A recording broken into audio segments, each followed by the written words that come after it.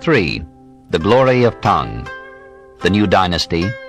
Taizong's Method of Reducing Crime. An Age of Prosperity. The Brilliant Emperor. The Romance of Yang Kuei-fei. The Rebellion of An Lushan.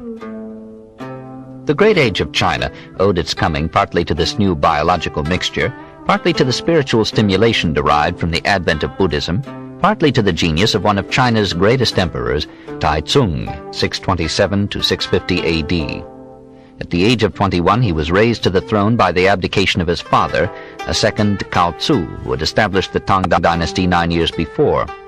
He began unprepossessingly by murdering the brothers who threatened to displace him, and then he exercised his military abilities by pushing back the invading barbarians into their native haunts and reconquering those neighboring territories which had thrown off Chinese rule after the fall of the Han. Suddenly he grew tired of war, and returning to his capital, Chang'an, gave himself to the ways of peace.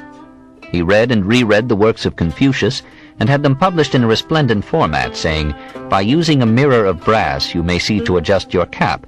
By using antiquity as a mirror, you may learn to foresee the rise and fall of empires."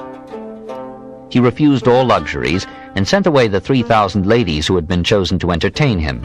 When his ministers recommended severe laws for the repression of crime, he told them, "If I diminish expenses, lighten the taxes, employ only honest officials, so that the people have clothing enough, this will do more to abolish robbery than the employment of the severest punishments." One day he visited the jails of Chang'an and saw 290 men who had been condemned to die. He sent them out to till the fields, relying solely on their word of honor that they would return. Every man came back, and Taizong was so well pleased that he set them all free. He laid it down then that no emperor should ratify a death sentence until he had fasted 3 days. He made his capital so beautiful that tourists flocked to it from India and Europe. Buddhist monks arrived in great numbers from India, and Chinese Buddhists like Yuan Chuang traveled freely to India to study the new religion of China at its source. Missionaries came to Chang'an to preach Zoroastrianism and Nestorian Christianity. The emperor, like Akbar, welcomed them, gave them protection and freedom, and exempted their temples from taxation at a time when Europe was sunk in poverty, intellectual darkness, and theological strife. He himself remained, without dogma or prejudice, a simple Confucian. When he died, says a brilliant historian, the grief of the people knew no bounds, and even the foreign envoys cut themselves with knives and lancets and sprinkled the dead emperor's bier with their self-shed blood.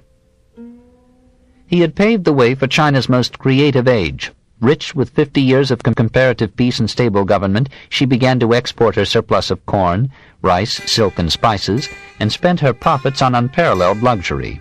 Her lakes were filled with carved and painted pleasure boats, her rivers and canals were picturesque with commerce, and from her harbors ships sailed to distant ports on the Indian Ocean and the Persian Gulf. Never before had China known such wealth. Never had she enjoyed such abundant food, such comfortable houses, such exquisite clothing. While silk was selling in Europe for its weight in gold, it was a routine article of dress for half the population of the larger cities of China, and fur coats were more frequent in 8th century Chang'an than in 20th century New York. One village near the capital had silk factories employing 100,000 men. "What hospitality!" exclaimed Li Po. "What squandering of money! Red jade cups and rare dainty food on tables inlaid with green gems." Statues were carved out of rubies, and pretentious corpses were buried on beds of pearl. The great race was suddenly enamored of beauty, and lavished honors on those who could create it. At this age, says a Chinese critic, whoever was a man was a poet. Emperors promoted poets and painters to high office, and Sir John Manville, the assumed name of a French physician who in the 14th century composed a volume of travels, mostly imaginary, occasionally illuminating, always fascinating, would have it that no one dared to address the emperor save it be minstrels that sing and tell jests. In the 18th century of our era, Manchu emperors ordered an anthology to be prepared of the Tang poets.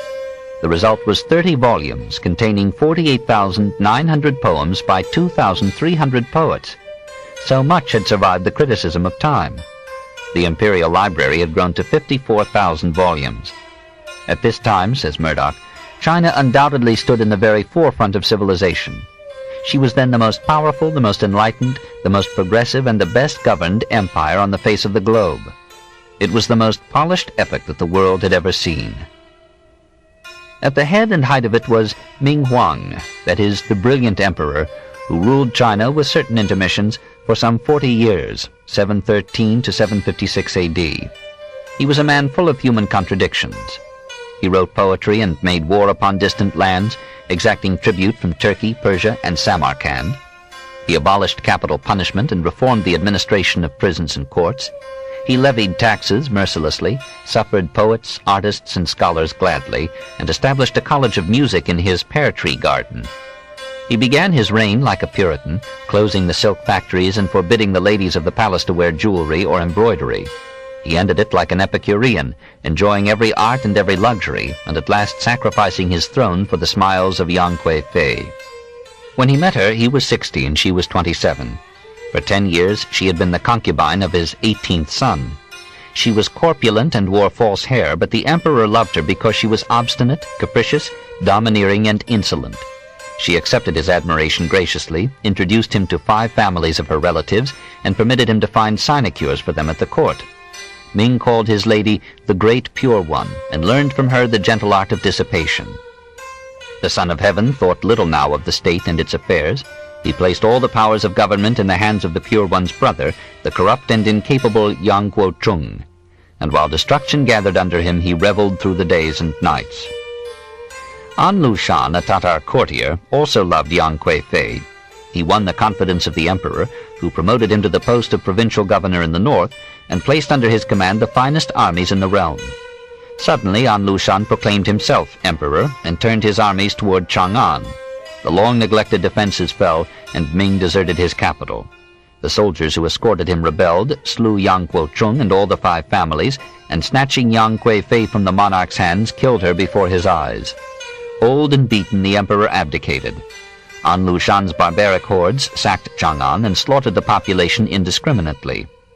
36 million people are said to have lost their lives in the rebellion. In the end, it failed. An Lushan was killed by his son, who was killed by a general, who was killed by his son. By the year 762 A.D., the turmoil had worn itself out, and Ming Huang returned, heartbroken, to his ruined capital. There, a few months later, he died. In this framework of romance and tragedy, the poetry of China flourished as never before. 4. The Banished Angel. An anecdote of Li Po, his youth, prowess, and loves. On the imperial barge, the gospel of the grape, war, the wanderings of Li Po, in prison, deathless poetry. One day at the height of his reign, Ming Huang received ambassadors from Korea, who brought him important messages written in a dialect which none of his ministers could understand. "What?" exclaimed the emperor. "Among so many magistrates, so many scholars and warriors, cannot there be found a single one who knows enough to relieve us of vexation in this affair? If in 3 days no one is able to decipher this letter, every one of your appointments shall be suspended." For a day the ministers consulted and fretted, fearing for their offices and their heads. Then Minister Ho Chi-chung approached the throne and said, "Your subject presumes to announce to your majesty that there is a poet of great merit called Li at his house, who is profoundly acquainted with more than one science. Command him to read this letter, for there is nothing of which he is not capable." The emperor ordered Li to present himself at court immediately. But Li refused to come, saying that he could not possibly be worthy of the task assigned him, since his essay had been rejected by the mandarins at the last examination for public office. The emperor soothed him by conferring upon him the title and robes of doctor of the first rank. Li came, found his examiners among the ministers, forced them to take off his boots, and then translated the document which announced that Korea proposed to make war for the recovery of its freedom.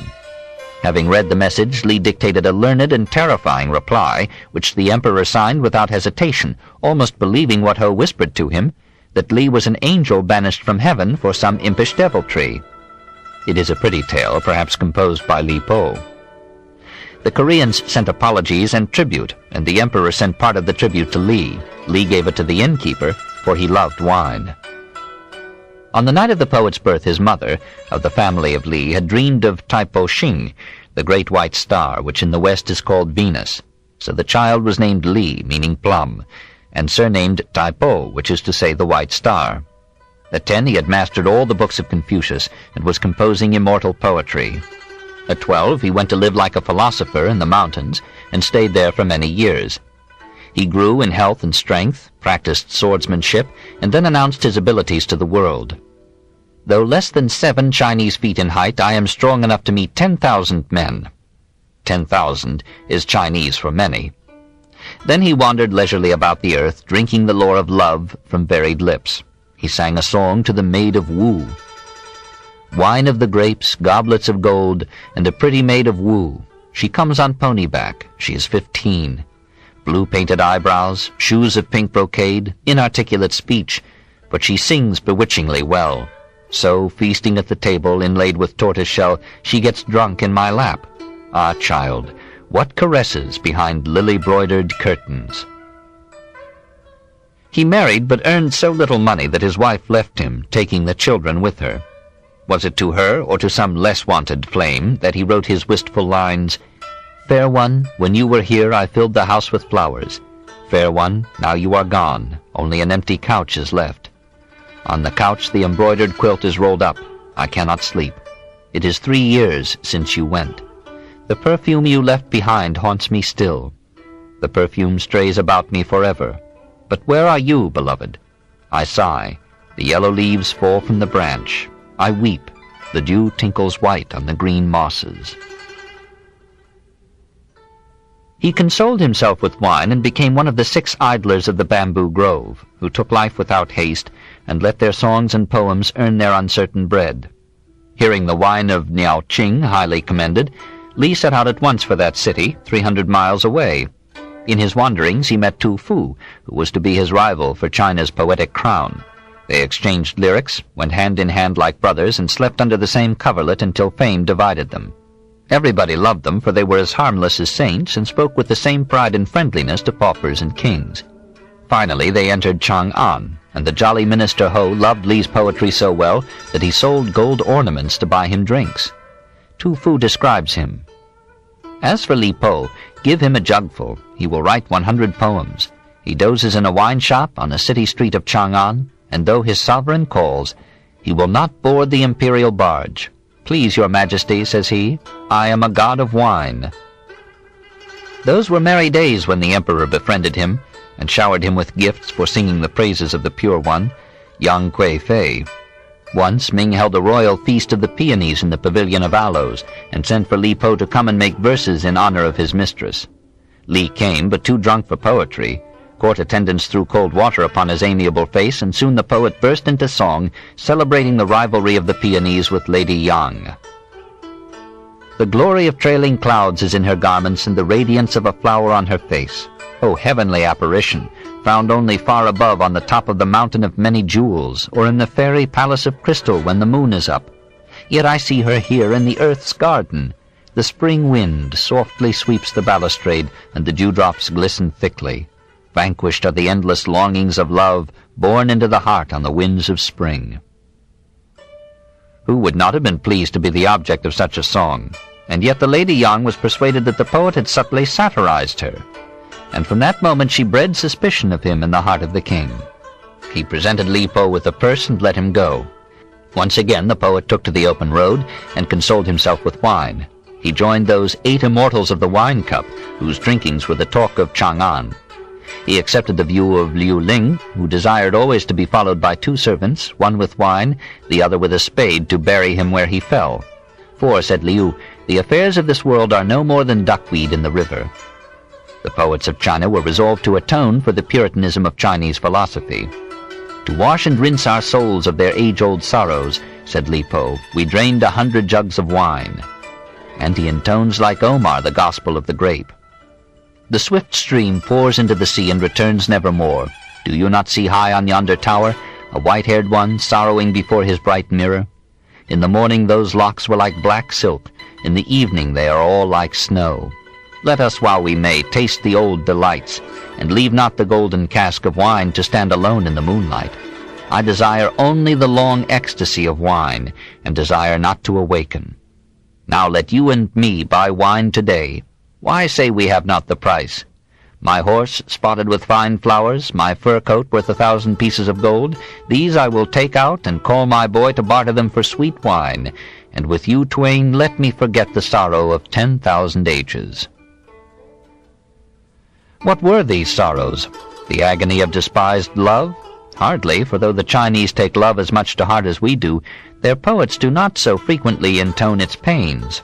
It was war and exile, An Lushan and the taking of the capital, the flight of the emperor and the death of Yang, the return of Ming Huang to his desolated halls that gave Li the taste of human tragedy. There is no end to war, he mourns, and then his heart goes out to the women who have lost their husbands to Mars. 'Tis December. Lo, the pensive maid of Yu Chao. She will not sing, she will not smile. Her moth eyebrows are disheveled. She stands by the gate and watches the wayfarers pass, remembering him who snatched his sword and went to save the borderland, him who suffered bitterly in the cold beyond the Great Wall, him who fell in the battle and will never come back. In the tiger-striped gold case for her keeping there remains a pair of white-feathered arrows amid the cobwebs and dust gathered of long years. O empty dreams of love, too sad to look upon. She takes them out and burns them to ashes. By building a dam one may stop the flow of the Yellow River, but who can assuage the grief of her heart when it snows and the north wind blows? We picture him now wandering from city to city, from state to state, much as Zui Tsung Chi described him. A knapsack on your back filled with books, you go 1,000 miles and more, a pilgrim. Under your sleeves there is a dagger, and in your pocket a collection of poems. In these long wanderings his old friendship with nature gave him solace and an unnameable peace, and through his lines we see his land of flowers and feel that urban civilization already lay heavy on the Chinese soul. Why do I live among the green mountains? I laugh and answer not, my soul is serene. It dwells in another heaven and earth belonging to no man. The peach trees are in flower, and the water flows on. Or again, I saw the moonlight before my couch, and wondered if it were not the frost on the ground. I raised my head and looked out on the mountain moon. I bowed my head and thought of my far-off home.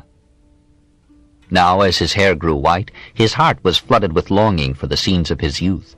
How many times in the artificial life of the capital had he pined for the natural simplicity of parentage and home? In the land of Wu the mulberry leaves are green, and thrice the silkworms have gone to sleep. In East Lu, where my family stays, I wonder who is sowing those fields of ours. I cannot be back in time for the spring doings, yet I can help nothing traveling on the river. The south wind, blowing, wafts my homesick spirit and carries it up to the front of our familiar tavern. There I see a peach tree on the east side of the house, with thick leaves and branches waving in the blue mist. It is the tree I planted before my parting 3 years ago. The peach tree has grown now as tall as the tavern roof, while I have wandered about without returning. Ping Yang, my pretty daughter, I see you stand by the peach tree and pluck a flowering branch. You pluck the flowers, but I am not there. How your tears flow like a stream of water. My little son Po Chin, grown up to your sister's shoulders, you come out with her under the peach tree, but who is there to pat you on the back? When I think of these things, my senses fail, and a sharp pain cuts my heart every day. Now I tear off a piece of white silk to write this letter, and send it to you with my love a long way up the river. His last years were bitter, for he had never stooped to make money, and in the chaos of war and revolution he found no king to keep him from starvation.